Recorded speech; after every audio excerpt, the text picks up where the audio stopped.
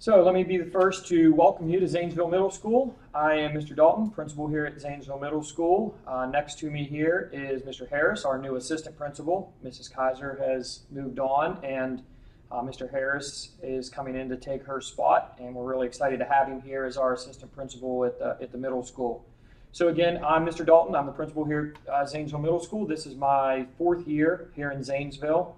Not originally from Zanesville. I came here from a little bit farther east of here, a school district along the river.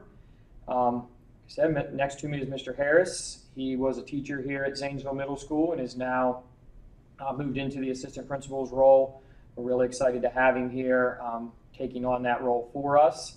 Other people that you won't see in the video, but you'll see quite a bit here around the building and you'll hear from a lot is, the next one is Mrs. Pennington. She is our guidance counselor. She handles most of our scheduling stuff. So if you hear or if you have any scheduling issues or schedules need fixed, and when it comes time when we give you the opportunity to make some schedule changes, she's the one that you'll sign up to see. And the last one that you will see quite a bit of is Mindy Edwards. She is our secretary. So when you call in, she's most likely the one that's going to answer the phone. When you come in to the building to sign in or sign out, those types of things, she's the one that you're going to be seeing and talking to. So what we're going to do is take a little bit of time here and just sort of go over some basic stuff. This is the stuff that we would talk about if we were allowed to have a live orientation. And we've done this every year, but this year we're not allowed to do the orientations at the recommendation of the health department that we don't have these large groupings. So we're going to do it virtually, and we'll get this out there for you to see. So some of the expectations. Here at the middle school, we have huge expectations for the students. In the 8th graders, you went through this last year, and you understand what we expect of you. The 7th graders coming in, this will be a little bit new for you. But here at the middle school, our goal is to get you ready for the high school. You're only here with us for 2 very short years, and it goes by really, really fast. But as you start to make that transition from elementary school to middle school, then to high school, this is a big time for you. To get used to different ways of doing things. You know, your classroom won't be just 1 or 2 teachers. You'll see 5 or 6 teachers every day. You move around with your schedule. There's a little bit more responsibility on you to stay on top of your work, those types of things. And like I said, the main goal of us here at the middle school is to get you ready to go to the high school. Our ultimate goal is for you to graduate in a few years, and we get to watch you walk across that stage. So in the long run, that's what we're looking for here. So academics, we are a challenging curriculum, but at the same time, it's fair. We're here to help you. We're not here to make you fail. We're not here to make it a hard time for you. We and the staff here will bend over backwards to make sure that you have all the academic success that you want to have. But a lot of that is now going to fall on you. You're going to have to start taking some responsibility for that stuff. And those are things that you'll learn as we move throughout the school year. Expectations as far as behavior goes, again, we're a little bit different than the elementary schools. We're a little stricter on the behavior. You're starting to become teenagers, young adults to us in a lot of cases, and it's time to start acting that way.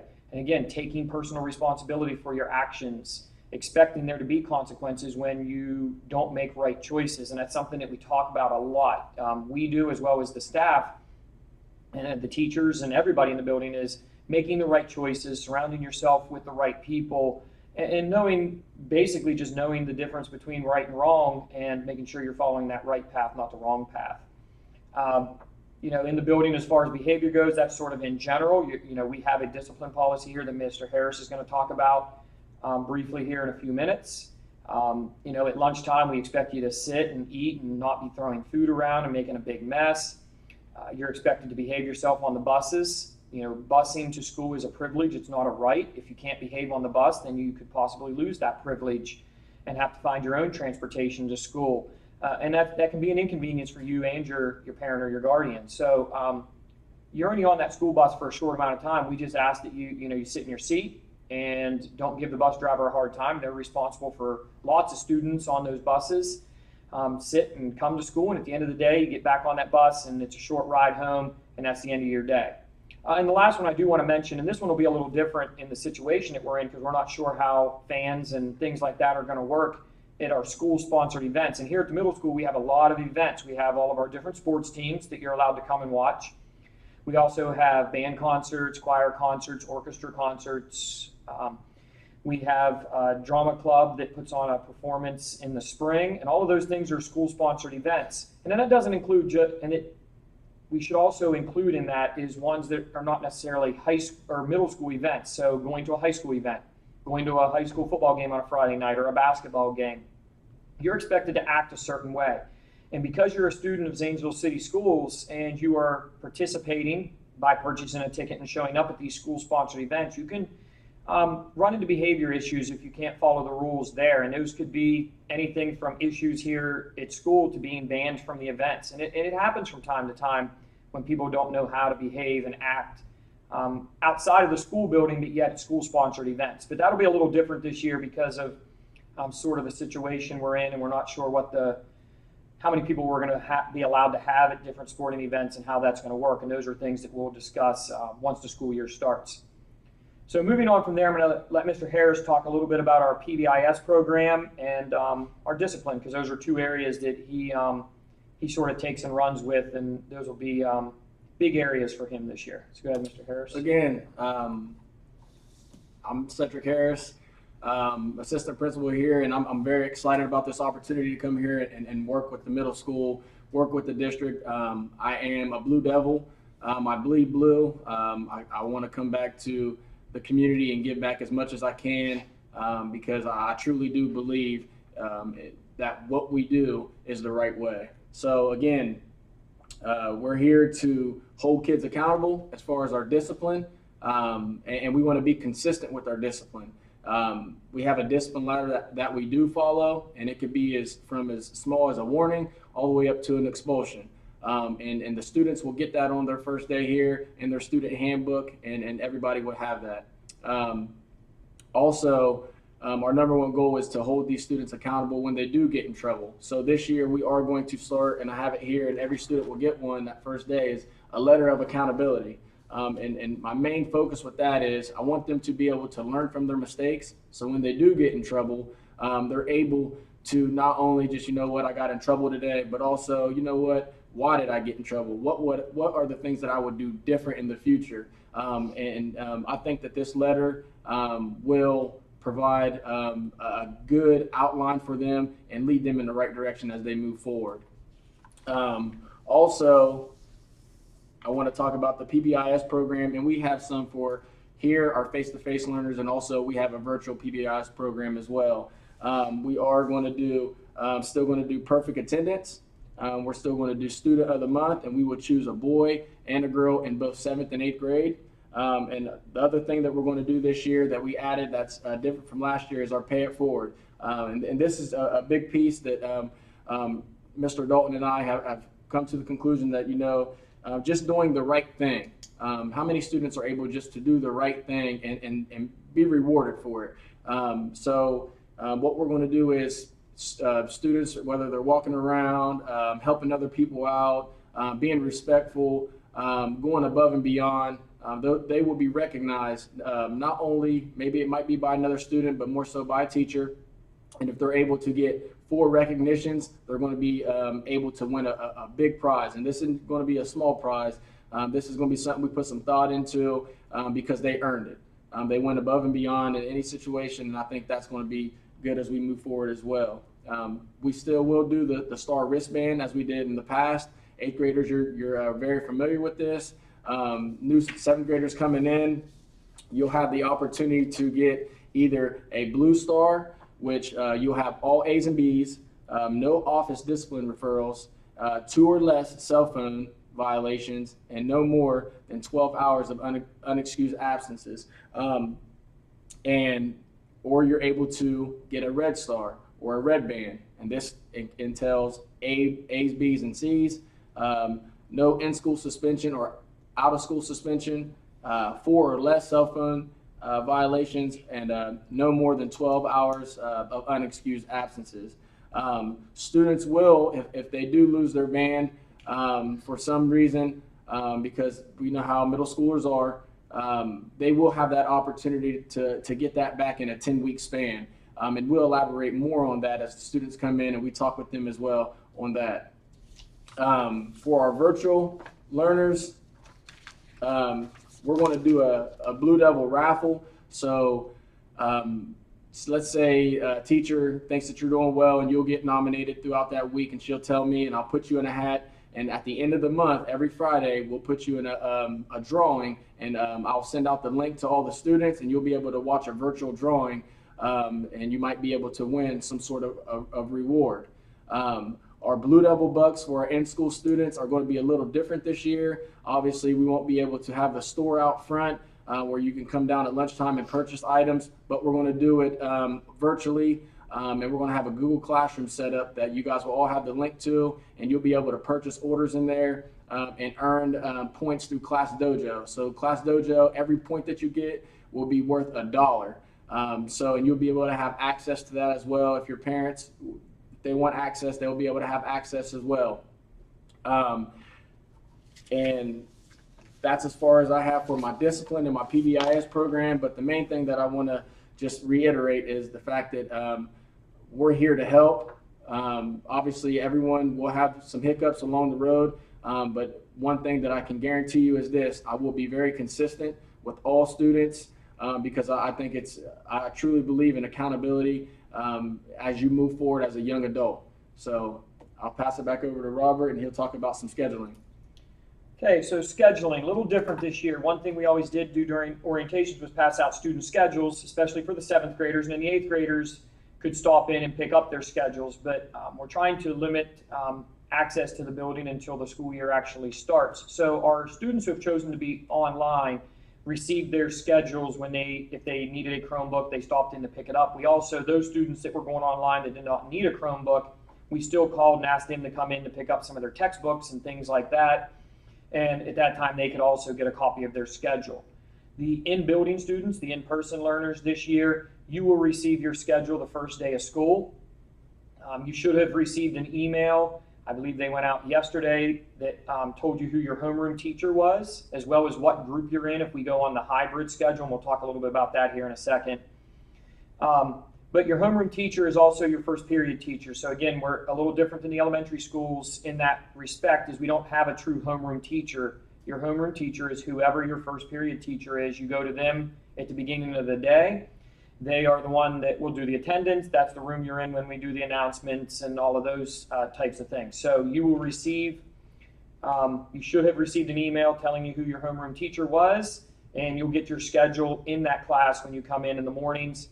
And I know this is an area of a concern, especially for our 7th grade students, because you've never been in the building. Normally we get to do tours and an orientation. We've got to do none of that this year.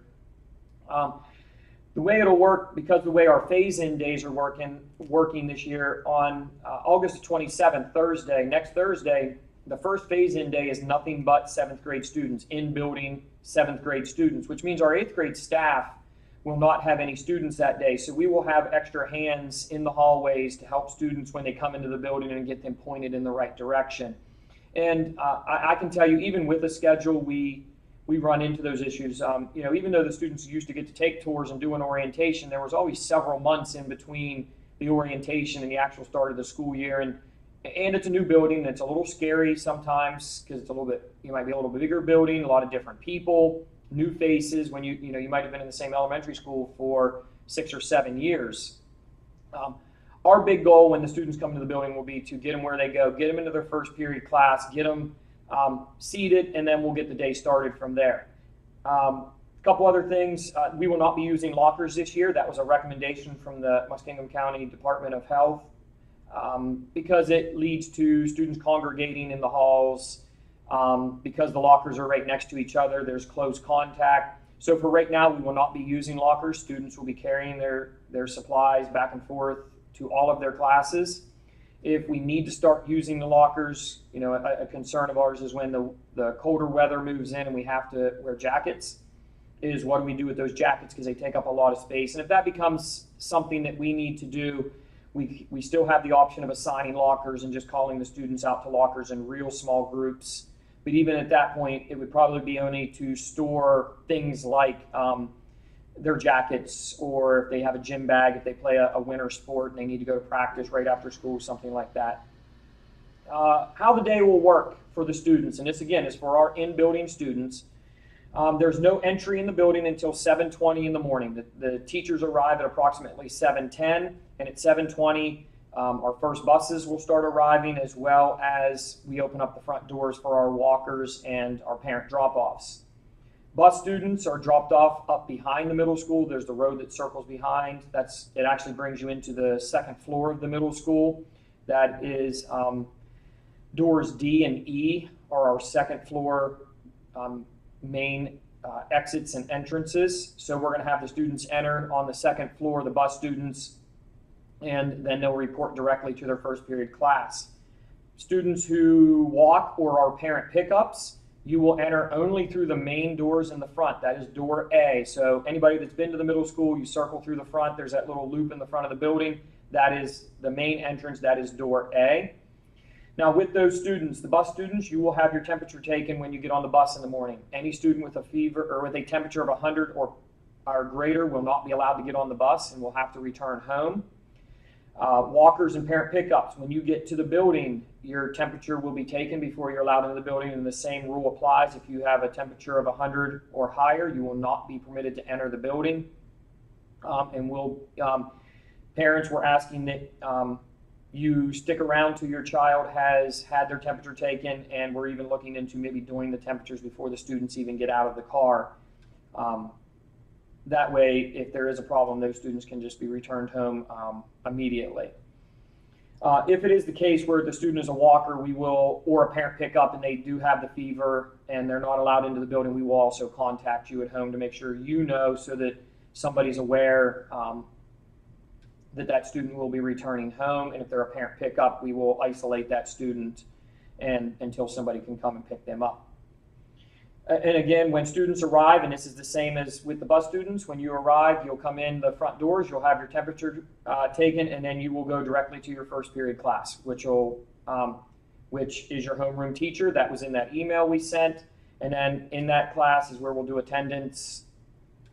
We do the announcements. You'll get your schedules on the first day, and any kind of paperwork and things that we need to pass out will all be done in that period. When the school day is over, we're doing dismissal a little different. Normally we would just ring the bell and all the students would leave, and the bus students would leave through the top exit where they got dropped off, and the walkers and parent pickups would leave out the main entrance.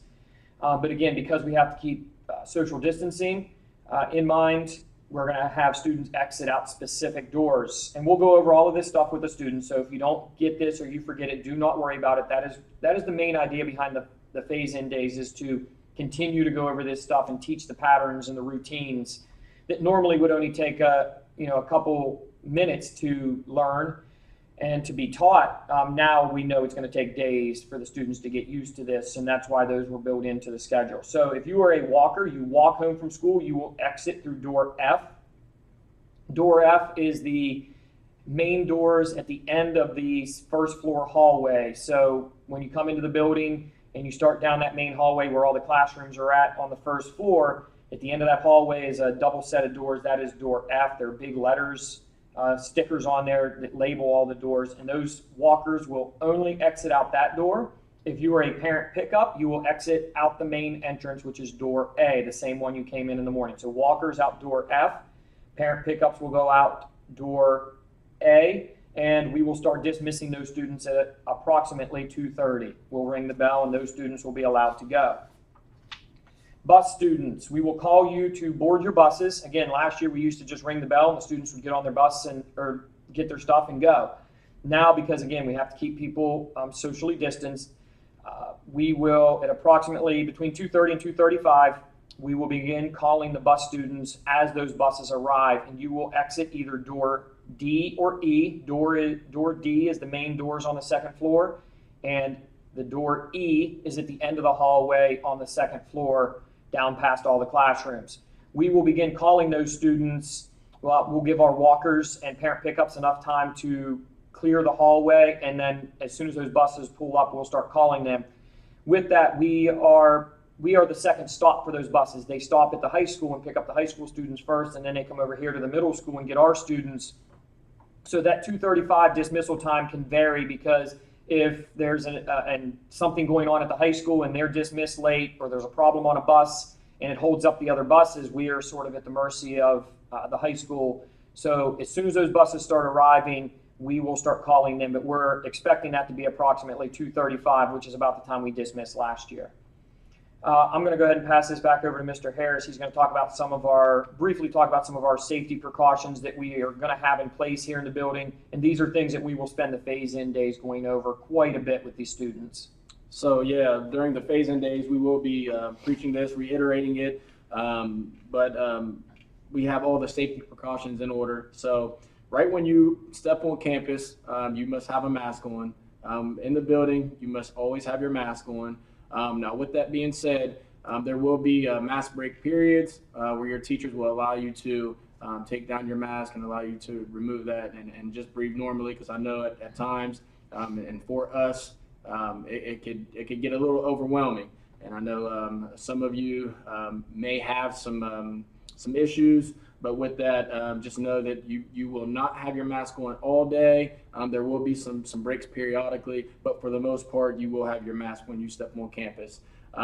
We do have some mask here at the school if they tend to forget it, but please, parents, just make sure they have their mask before they leave and come into the school building.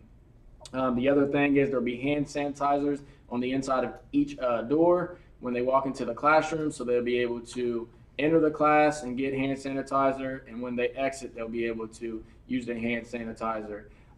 Every desk, every inch will be wiped down where the students are at, whether that be in the classroom, whether that be in the cafeteria, wherever they're at, in between shifts and transitions, everything will be wiped down. As far as our safety shields, our partitions that we have, they're just a thin trifold that you will be able to sit right in front of you of the student, and it has a base on it. And those will be some periods as well where they're able to take breaks from having the mask on during class, because they'll be able to have that shield in front of them. But that is to protect from everyone else around them. The other thing that we have is we're trying to, again, have the spacing within the classroom 3 feet apart, 6 feet from the teachers. We'll have the 6 feet distancing in the hallways as we transition in class. We have cones set up where we are able to go one-way traffic, and we're not able to cut across and be able to make those connections and touch other people while we're in the halls. We're trying to limit that as much as possible. And we'll go over all those procedures through those phase-in days and make it easier. And I know it may sound a little bit confusing, and it will be a little bit confusing when they are here, but as they continue to do it and as they do have repetition, they'll be able to get through those smoothly and effectively and get to the next class in their transition. There is also signs posted everywhere as far as hand washing signs above in the bathrooms. How long they need to wash their hands for, we have those. We also have the 6 feet apart spacing. So there are signs just kind of reminding them, trying to just pound it in their heads as far as, what you need to do so we can come together as a group and get through this COVID-19 era. That is for all the safety precautions. If you have any questions regarding that, please don't hesitate to call, and we can go over all of those safety precautions. Just a couple other things real quick before we wrap this up. In closing, it is very important that students continue to check their school emails. We sent one out yesterday that had some information in it, and that's how we're going to generally communicate with the students as far as anything that pertains to this school year. And even once the school year starts, teachers are starting to set up their Google Classrooms, and with that, you'll start getting invitations to join those classes. So it is important that you check your email and check it multiple times throughout the day. Don't check it early in the morning and not check it again till the next morning. You may miss something important. I would check it repeatedly throughout the day. If you're unsure of what your email and password are, you can always give us a call and we'll help you with that. But it's pretty basic what your email and your password are. But if you have any questions, I do ask that you give us a call and we can help you out with that. Lastly, we're also, all the same stuff that we are sending in emails, we're also posting to the middle school website. What you would do is go on the Zanesville City Schools website, go up to the tab that says schools, scroll down to Zanesville Middle School, and there's information on there. There's already information on there that was a sort of an introduction letter, as well as some of the safety precautions that we talked about, and some of these procedures and things that we've already talked about are on there, as well as the schedule for the phase-in days. And then moving forward, and the bell schedule will be put on there as well. So it is important that you continue to check the web page, make sure that you, when you get the one calls from the middle school, that you're listening and paying attention. And if you have any questions, please contact us so we can clarify any of that with you. So in closing, I really wish we could have done this in person. It kind of stinks that we don't get to do that this year, and the students, the 7th grade students, have missed out on that opportunity to at least come and look at the building before they start here. But do keep this in mind, is we've spent all summer planning for keeping the students safe, getting the building sterilized and ready to go, and doing that on a daily basis, pushing out this information to the students through email. I mean, all of this has been all summer and then some in the planning. And once the students are here, we are going to take care of them and do everything in our ability to make sure that they get the highest quality education that we can provide them in our current situation. And I know it is not ideal, but we're going to make the best of this crazy situation. And in the long run, we'll all be a little stronger, I think, because of it, because we're learning the ability to adapt and to make changes on the fly and to do things differently every day, because every day can be a little bit different. You know, we ourselves, as we're starting to plan this, we can make a plan one day and the next day we come in and things have changed because the governor has made a statement or the health department has said something, and we have to go ahead and make the changes. And that's just the reality of the situation. Know that we're on top of that stuff. We'll make the changes necessary as we need to. We'll communicate that to you the best we can, but we will always have the students' best interest always at heart. And we look forward to seeing everybody, our in-building students, our 7th graders, on Thursday, August 27th will be your first day, and 8th graders, your first day will be on on the Friday after, Friday the 28th. And we will alternate those days. It'll be a 7th grade day, 8th grade day, 7th grade day. Make sure I read you the right days here. So on the 27th, it'll be 7th graders only. On the 28th, 8th graders only. On the 31st, which is Monday, that is 7th grade again. On September 1st, 8th grade only. Wednesday the 2nd will be 7th grade only. Thursday the 3rd, 8th grade only again. And on Friday, Friday, September 4th, we will have both 7th and 8th grade in-person students come in that day. And the reason we did that was that gives us one opportunity to at least go through the procedures one last time with everybody.